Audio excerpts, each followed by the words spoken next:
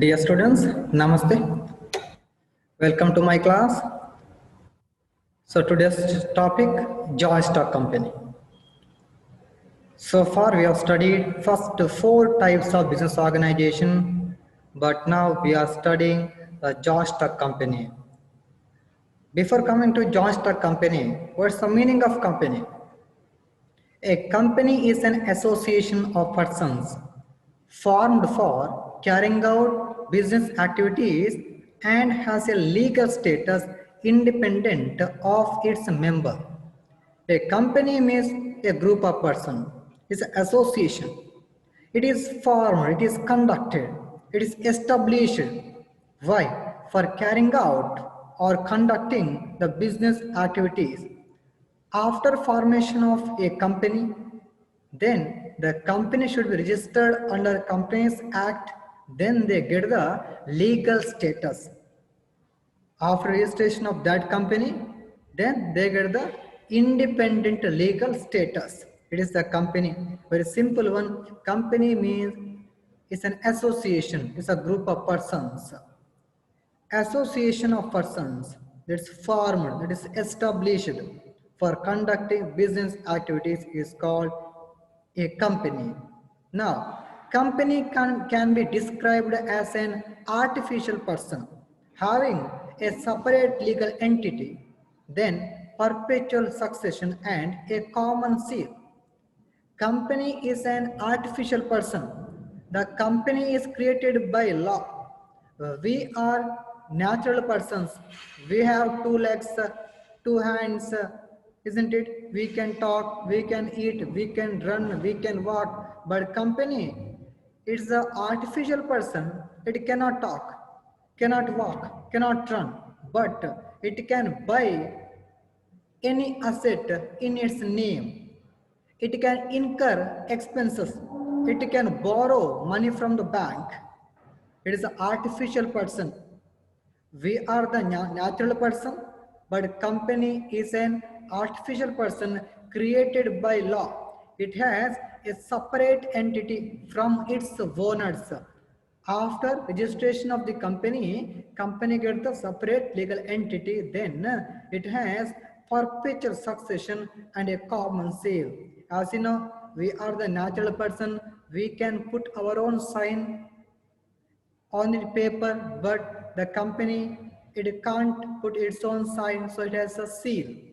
Then we establish any company for the long-term existence, not for 1 or 2 years. It's called perpetual succession. The members may come and go, but company runs forever. That is the meaning of company. It's an artificial person. It has a separate legal entity, then perpetual succession and a common seal. Now, come to the next point. The company form of organization is governed by Companies Act of 2013. As per section 2, subsection 20 of Act 2013, a company means a company incorporated under this act or any other previous company law. Now, according to Companies Act, what's the meaning of company? It is a company. Incorporated means registered under this act. This act means what? Companies Act of 2013. Any company which is registered under Companies Act of 2013 is called a company, or any other previous company law. What is a previous company law? The Companies Act of 1956. Okay, Companies Act of 1956, it was the previous company law. That is the definition given by Companies Act. Company means a company incorporated or registered under Companies Act. Now, move on to next concept. What are the features of company? First one, artificial person. As I said, like natural persons, a company can own property, it can buy property or asset, it can incur debt or it can incur payment, it can borrow money, it can enter into contract. Then anybody can lodge the complaint against the company, even company can lodge or file complaint against third party.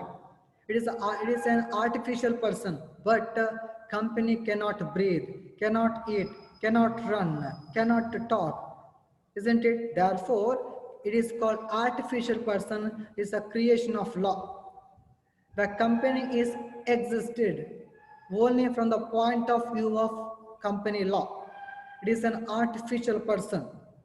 Second one, separate legal entity. From the day of its incorporation, that means after incorporation or after registration of company gets its own identity. It gets a separate legal entity from its owners. That's a separate legal entity concept. It is created by law. After registration or incorporation of that company, the company gets a separate legal entity or separate existence. It's a second feature of joint stock company. Third one, formation of.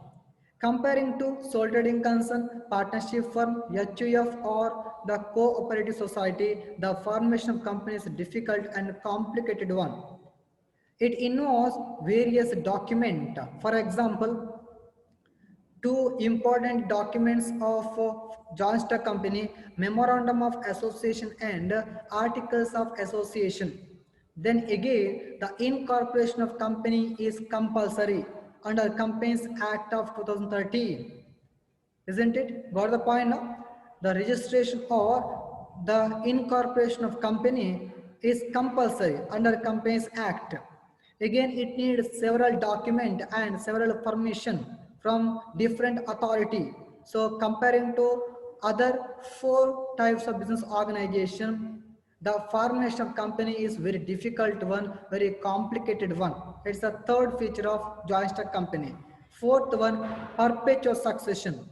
The company is created by law. Again, its end also brought only through the law, isn't it? Got the point now? A company being a creation of law, it can be brought to an end only by law. It is created by law. Again, its end, the company is going to be ended only through the law. It will only cease to exist when specific procedures for its closure, called winding up. The members may come and members may go, but company continues to exist. The members may come and go, but companies continues to exist. Company is terminated or brought to an end only by law. It's called perpetual succession. Move on to next one, control. Now, as you know, when you come to joint stock company, there are unlimited membership so that they can raise the fund in a huge way.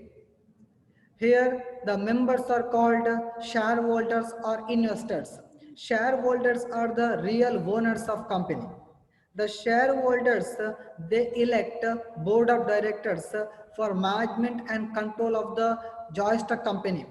Then the board of directors, they appoint the top management officials and employees, I mean expert employees, for running the business. It's all about controlling of joint stock company.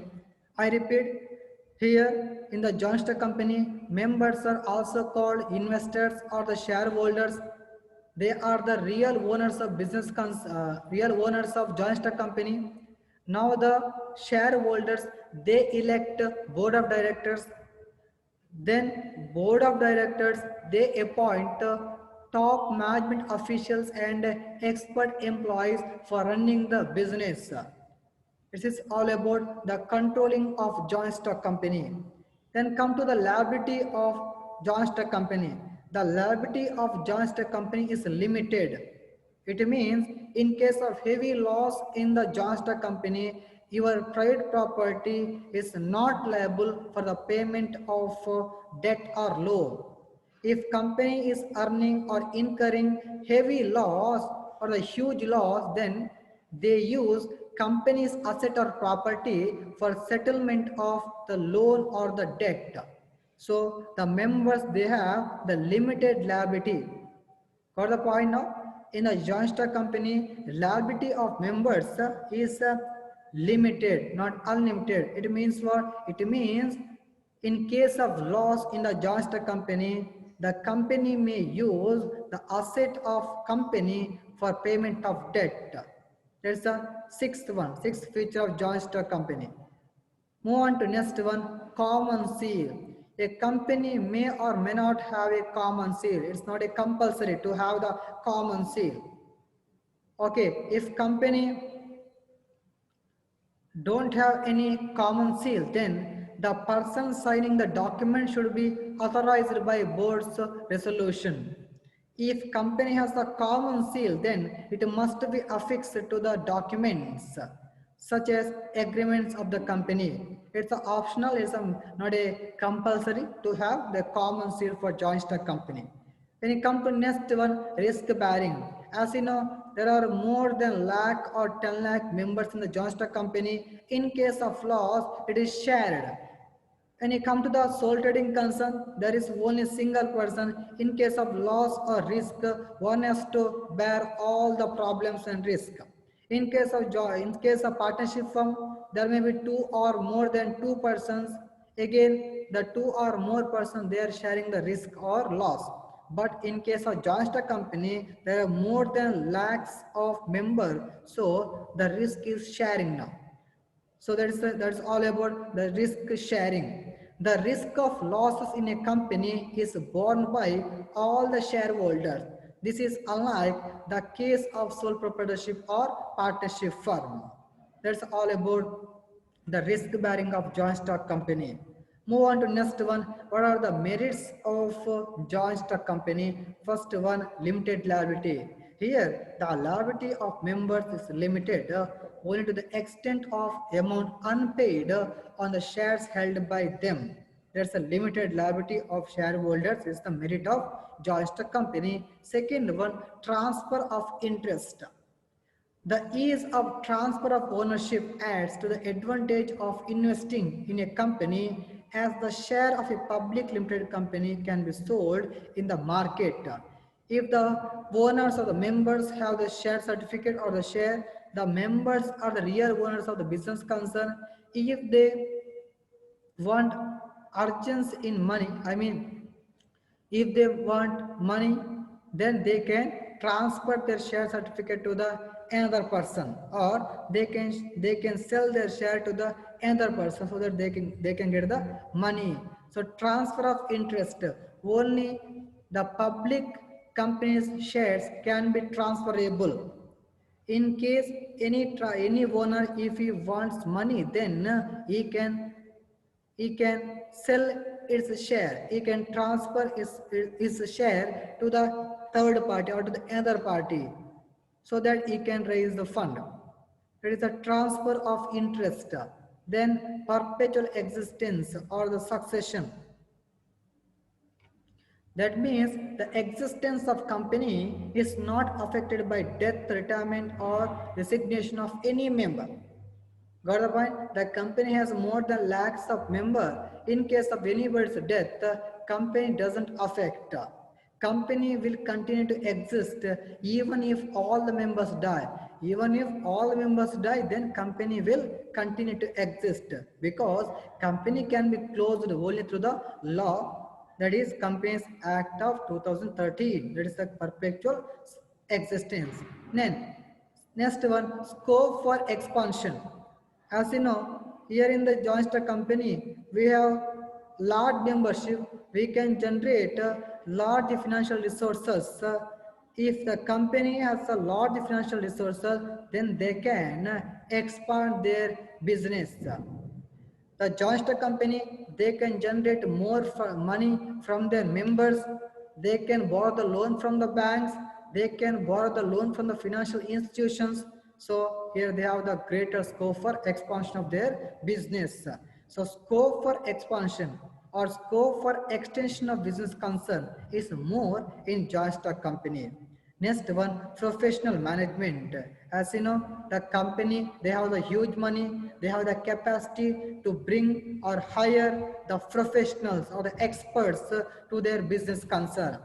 They can appoint qualified or the quality employees to their business concern. So they get the professional management because if companies ready to pay higher salary, then they can hire expert in various field so that the company may have the professional management as a advantage or merits of joint stock company.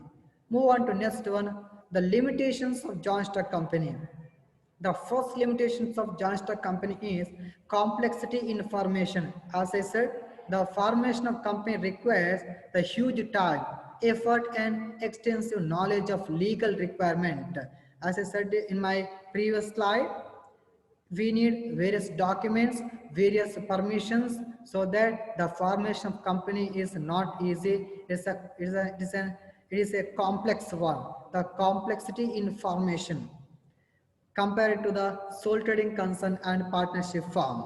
It was very easy, but the formation of company is very difficult one. Move on to next one, lack of secrecy. We can't keep anything secret because once in a year, company has to call for annual general meeting of their shareholders or the owners. In that meeting, company has to reveal all the information to their owners or to their members. So here they don't have they don't have any provision to maintain the secrecy of the business concern. I repeat now, as per Companies Act, the company has to call for the annual general meeting once in a year. In that meeting, the company has to reveal or disclose all the material fact or the secrets or the information to the members. So in that case, here the company, they can't maintain any secrecy in their business. Then impersonal work environment, because it's a large firm, a large size company, we have more employees, then companies management can't maintain the personal contact with the employees, customers and creators. It's the demerits of joint stock company. Then we have numerous or multiple regulations. The before starting joint stock company, the company has to comply with the various regulations. We have some auditing problem, the voting problem, filing of report, preparation of document. Then we need the permission from the various authorities, maybe registrar of the company or from the SEBI or from the ministry. So we have numerous or various regulations.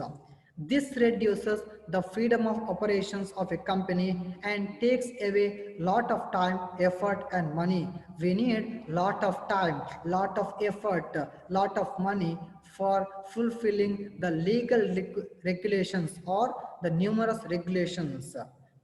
Then move on to next one, delay in decision making. In the joint stock company, generally we have three levels of management: top level management, middle and lower level management. If lower level management, if they want anything, then they have to consult the mid level management. Then mid level management, they don't have freedom to take some decisions, then they have to consult top level management. Their result, delay in decision making. It's the fifth demerits of joint stock company. The next one, oligarchic management. As you know, as I said in my previous slide, once in a year, company has to call for annual general meeting. Company has the membership of 10 to 20 lakh, or I mean more than 10 lakh members, but very small percentage of members attend the general meeting. The company may have more than 10 to 20 lakh membership, but very small percentage of members they attend the general meeting. Then the board of directors enjoy the freedom in exercising their power, because the members, their attendance may be very few. That time, the board of directors may take advantage of power, which they sometimes use even contrary to the interest of shareholders. It's again problem of joint stock company. Seventh one, conflict of interest. In a joint stock company, we have various parties. We have employees. Employees are interested in higher salary. Then the owners, they are interested in higher dividend or higher profit. Consumers, they have their own interest. They are interested in quality product at lower price. Here I said the three parties. First one, employees. They are interested in higher salary. Consumers, they want quality product at lower price. Then, when you come to the owners or shareholders, their interest is higher dividend. Sometimes it's very difficult to manage the interest or desire of all the parties. So, often becomes difficult to satisfy diverse interest. Everyone has their own interest, their own desire. Sometimes it's very difficult to fulfill the desire or want of all the party. It may result in conflict in interest. It's the seventh demerits or limitations of joint stock company. Move on to next concept, types of companies. We have two types of company, private company and public company. Now, what is private company? Private company means the company which has the membership, minimum membership is 2, then maximum 200. Then there is a restriction in the transferring of shares. Private company, private companies' shares cannot be transferred. Then their membership minimum to maximum 200. Then they doesn't invite public to subscribe to its securities. It means they can't raise fund from the public. One more thing is here, the private company to use the word private limited after its name. After company's name, they should add the private limited. It is the fourth one. If any company, if it fulfills these four aspects, then it is the private company. Restriction in transferring of share, minimum membership is 2, maximum is 200. Then they don't have the authority, they doesn't invite public to subscribe the share or raise the fund from the public, then they should add the word the private limited after the company's name. If any company it fulfills these four aspects, then it is called private company. Then what is public company? Public company means its membership minimum is 7, maximum unlimited. Then they don't have any restriction on transfer of security or share. Then is not prohibited from inviting the public to subscribe to its securities. It means a public company, they can raise the fund from the public. If any company, it has fulfilled these three aspects, and it is called public company.